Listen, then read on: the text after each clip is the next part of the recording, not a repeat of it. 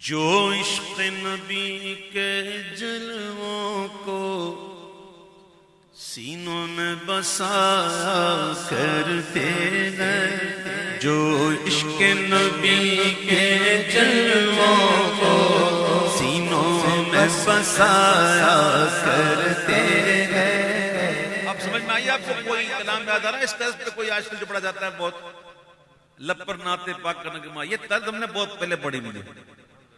جی ہاں، جو عشق نبی کے جلووں کو سینوں میں بسایا کرتے ہیں، جو عشق نبی کے جلووں کو سینوں میں بسایا کرتے گئے، اللہ کی رحمت کے بادل ان لوگوں پہ سایہ کرتے گئے، اللہ کی رحمت کے بادل ان لوگوں پہ سایہ کرتے گئے، جو عشق نبی کے جلووں کو سینوں میں بسایا کرتے گئے۔ جب اپنے غلاموں کی آقا تقدیر جگایا کرتے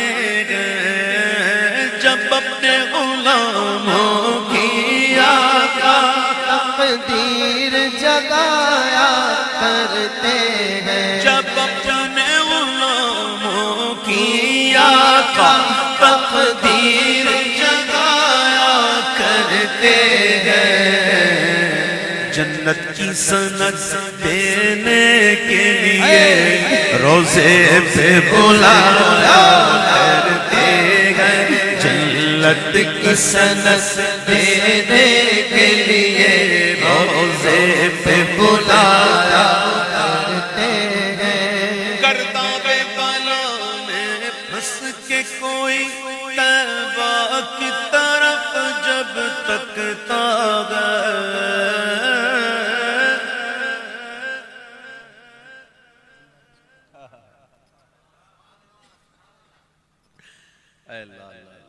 کیا کمال کا ایک بلال بھائی جو ہے نا ہمارے ماشاءاللہ، یہ مجھے کہہ رہے ہیں کہ وہ جملہ ذرا دوبارہ کہہ دیں۔ یقین کریں کبھی کبھی کسی سے سنتے ہیں نا وہ عجیب سی بات سن جاتے ہیں۔ ایک دفعہ جہاز میں سفر کر رہے تھے اور موسم خراب تھا اور جہاز نے جو ہے نا وہ اوپر نیچے ہونا شروع کر دیا بہت زیادہ، یعنی ایکسٹرا آرڈنری، تو سارے لوگوں کی چیخیں نکل گئیں اور لوگوں نے کلمہ پڑھنا شروع کر دیا۔ میری سیل آئل سیٹ تھی اور ایک چاچا بیٹھے تھے آئل سیٹ پہ، بیچ میں راستہ تھا اور ہم لوگ دوسری پڑھ رہے تھے اور ایک دوسرے دیکھ کے مسکرا رہے تھے کہ لوگوں کی حالت دیکھ کے دیکھو یار کہ ایسا وقت آ گیا کہ لوگوں کو کلمہ یاد آ گیا۔ تو خیر وہ مسکرانے والی بات تو نہیں تھی، تو چاچا نے مجھے دیکھا، میں نے چاچا کو دیکھا، تو چاچا نے کہا کہ مرنا ہے تو کلمہ پڑھ، زندہ رہنا ہے تو درود پڑھ، مرنا ہے تو کلمہ پڑھ اور زندہ رہنا ہے تو درود پڑھ۔ اللہ اکبر، کبھی کبھی کوئی بات کر جاتا ہے بڑی مزہ دیتی ہے وہ بات، واقعی زندہ رہنا ہے تو درود پڑھ۔ گرداب بالا میں پھنس کے کوئی طیبہ کی طرف جب تکتا ہے، سلطان مدینہ خود آ کر کشتی کو تیرایا کرتے گئے، سلطان مدینہ خود آ کر کشتی کو تیرایا کرتے ہیں۔ حزب البحر پڑھتے ہیں، کبھی پڑھنے والے پڑھتے ہیں نا حزب البحر شریف، وہ کب لکھی گئی، کس نے لکھائی، کس کے کہنے پہ لکھی گئی، کون آ کر کہہ رہا تھا کہ یہ پڑھ؟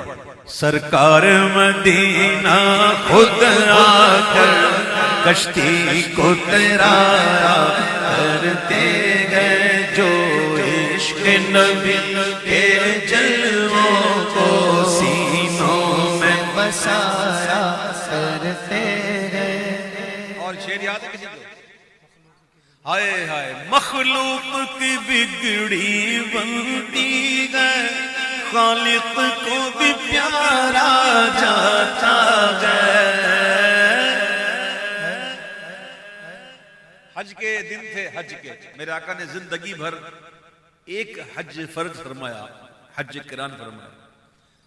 عرفات کا میدان تھا، حضور رو رو کے دعائیں کر رہے تھے اور اللہ سے مانگ رہے تھے اللہ میرے امت پر کرم فرما اور میری امت سے راضی ہو جا اور ان کی بخشش کر دے، اپنے حق معاف کر دے، جو حج کرے اس پر یہ کرم ہو جائے کہ اس کے ایسا کرم کر دے جو حج کر لے نا تو عرفات میں آئے نا تو تیرے سارے حق معاف ہو جائیں اور تیرے بندوں کے حق بھی معاف ہو جائیں۔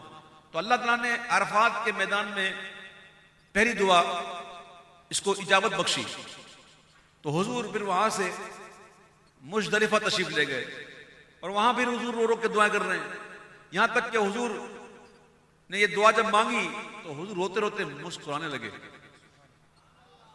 روتے روتے مسکرانے لگے۔ حضور کے صحابہ نے عرض کی حضور پہلے آپ گریا فرما رہے تھے، اب آپ ہنس رہے ہیں، مسکرا رہے ہیں، بات کیا ہے؟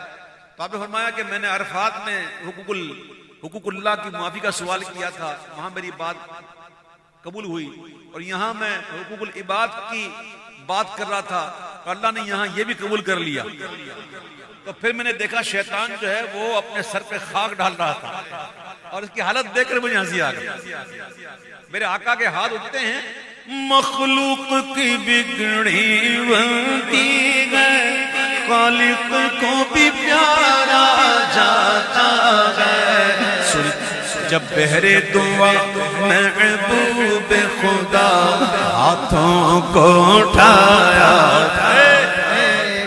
جمعہ کا دن تھا، ایک اعرابی دوڑتا ہوا آیا، حضور منبر پہ جلوہ افروز تھے، ایک اعرابی دوڑتا ہوا، حضور کرم فرمائیں، حضور کرم فرمائیں۔ تو کیا ہوا؟ مویشی ہلاک ہو رہے ہیں، حضور پانی نہیں ہے، بارش نہیں ہو رہی۔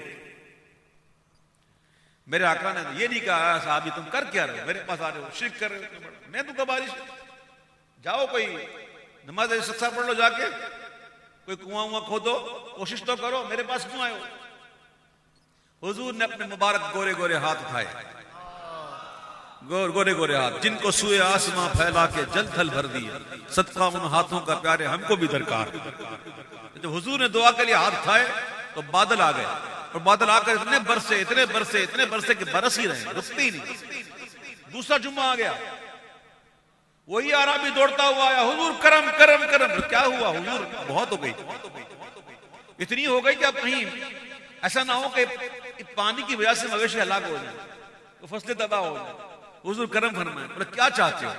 بولے حضور یہ چاہتا ہے کہ بس مدینے کے اندر نہ ہو، اطراف میں ہوتی رہے۔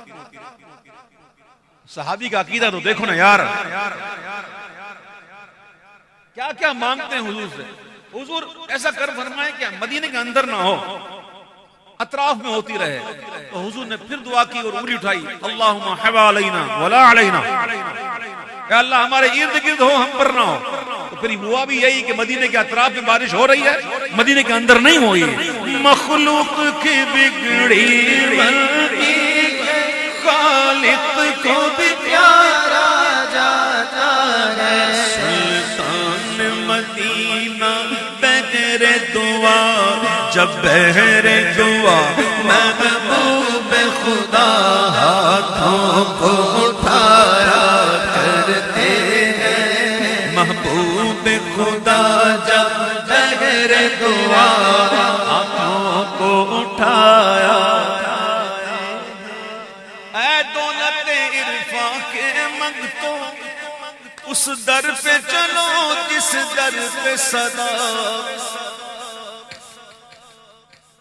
اے دولت عرفاں کے منگتوں۔ کیا بات کہی ہے، اے دولت عرفاں کے منگتوں۔ اصل منگتے تو یہی ہے، باقی حضور کو اگر پتہ جا کے کچھ مانگ لے تو حضور دے دیتے، منع نہیں کرتے۔ روپیہ پیسہ مانگو دے دیتے، منع نہیں کرتے۔ کھانا مانگو دے دیتے، منع نہیں کرتے۔ لیکن مانگنے والوں میں فرق ہوتا ہے نا، ایک کھانا مانگتا ہے، ایک پانی مانگتا ہے، ایک دولت مانگتا ہے، ایک شہرت مانگتا ہے، اور ایک ہوتا ہے جو عرفان کی ضرورت مانگتا ہے۔ تو شاعر کہتے ہیں، اے دولت عرفان کے منگتو اس در پہ چلو جس در پہ صدا، دن رات خزانے رحمت کے سرکار لٹایا کرتے ہیں۔ دن رات خزانے رحمت کے سرکار لٹایا کرتے ہیں۔ ہے شغل ہم شام و سحر اور ناز سکندر قسمت پر. اب اور ناز نہ کرے تو کس پہ کریں؟ اس پر ناز نہ کرے تو کس پہ کریں؟ دیکھ لو الحمدللہ روز کا معمول ہے. کئی لوگوں کو دیکھتا ہوں روز محفل میں ہوتے ہیں، نصیب والے ہیں، اللہ کا کرم ہے شغل ہمارا شام و سحر اور ناز سکندر قسمت پر کہ محفل میں رسول اکرم کی ہم نعت سنایا کرتے